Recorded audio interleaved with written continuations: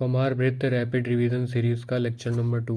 इसमें हम कुमारवृत्त सिलेबस का पॉइंट नंबर 3 कवर करेंगे, जो कि वयोभेद है, classification of age and modern classification of childhood period. इसमें PYQ एक बनता है। संक्षिप्त में लिखिए, 5 नंबर में क्वेश्चन आता है।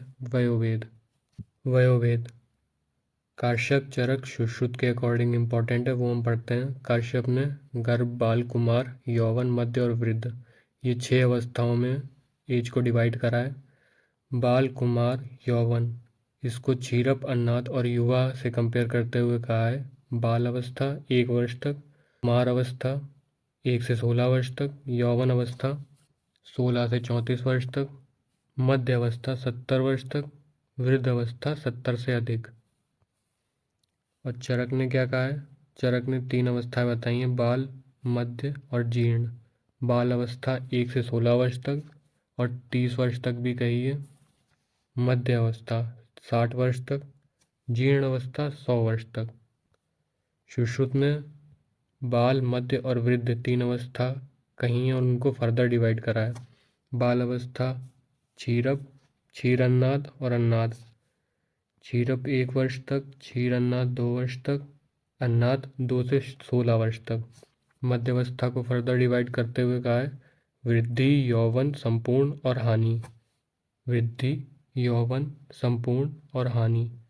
वृद्धि 20 तक, यौवन 30 तक, संपूर्ण 40 तक और उसके बाद हानि 70 तक, और 70 से अधिक को वृद्धावस्था कही है। अब अकॉर्डिंग टू मॉडर्न देख लेते हैं, क्लासिफिकेशन ऑफ एज। पहले हम प्रीनेटल पीरियड देखेंगे। प्रीनेटल मतलब बिफोर बर्थ। बिफोर बर्थ में ओवम, जाइगोट, एम्ब्रियो और फीटस। ओवम क्या होता है? 0 से 14 days of unfertilised egg after ovulation, इसको ओवम कहते हैं। जाइगोट आफ्टर फर्टिलाइजेशन जाइगोट बनता है, या फिर द फर्टिलाइज्ड ओवम, इसको जाइगोट कहते हैं। Embryo from 14th day till 9th week of gestation या जेस्टेशन, 14 दिन से लेके 9वें हफ्ते तक एम्ब्रियो होता है। 9th वीक के बाद बर्थ होने तक उसको हम फीटस बोल देते हैं। ये प्रीनेटल पीरियड है। पेरीनेटल पीरियड भी एक होता है जो 22 वीक्स ऑफ जेस्टेशन से लेके 7th डे ऑफ बर्थ तक होता है। अब पोस्टनेटल पीरियड पढ़ते हैं। पोस्टनेटल मतलब आफ्टर बर्थ। पोस्टनेटल में आता है न्यूबॉर्न। न्यूबॉर्न मतलब first 4 week after birth.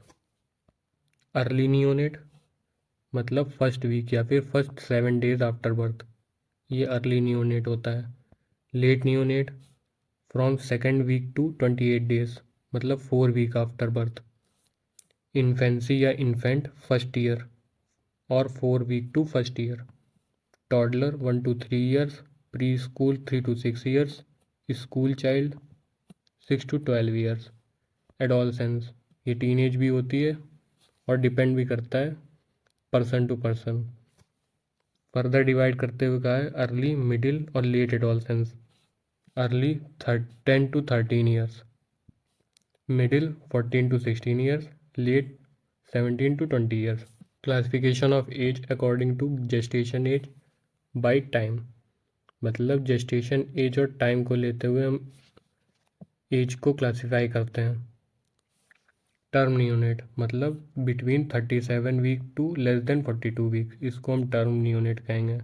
Irrespective of birth weight, मतलब बर्थ वेट को नहीं देखते हैं, खाली हम वीक्स को देखते हैं, जो कि 37 वीक से लेके 42 वीक तक टर्म नियोनेट कहते हैं। प्री टर्म नियोनेट किसे कहते हैं? 37 वीक से कम के बच्चे को हम प्री टर्म नियोनेट कहते हैं, irrespective of birth weight. Post term किसे कहते हैं? 42 वीक के बाद अगर जन्म लेता है तो पोस्ट टर्म कहते हैं। अब classification of age according to gestation time and weight. Gestation time को एज भी कहते हैं और वेट, ये 2 पैरामीटर लेके हम एज को क्लासीफाई करेंगे, गेस्टेशन एज और वेट। तो इसमें तीन पॉइंट हैं। Appropriate for gestation age, AGA। SGA मतलब small for gestational age. LGA मतलब लार्ज फॉर गेस्टेशनल एज। एक चार्ट है, उसको देख के हम समझते हैं कि small for gestation age, large और अप्रोप्रिएट क्या होता है।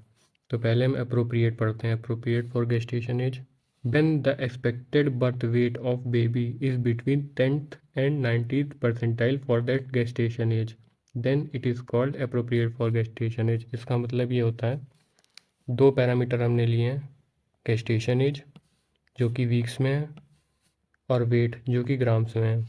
अगर 40 वीक्स में बेबी की बर्थ होता है और वो 3 किलो या 3000 ग्राम्स का है, तो इसमें चार्ट में देखेंगे तो 10th परसेंटाइल के और 90th परसेंटाइल के बीच में आ रहा है, तो ये अप्रोप्रिएट फॉर गेस्टेशन एज हुआ। अगर 40 वीक की बर्थ है और बेबी का वेट 1500 ग्राम है, मतलब 1.5 kg है, तो बच्चा स्मॉल फॉर गेस्टेशन कहा जाएगा।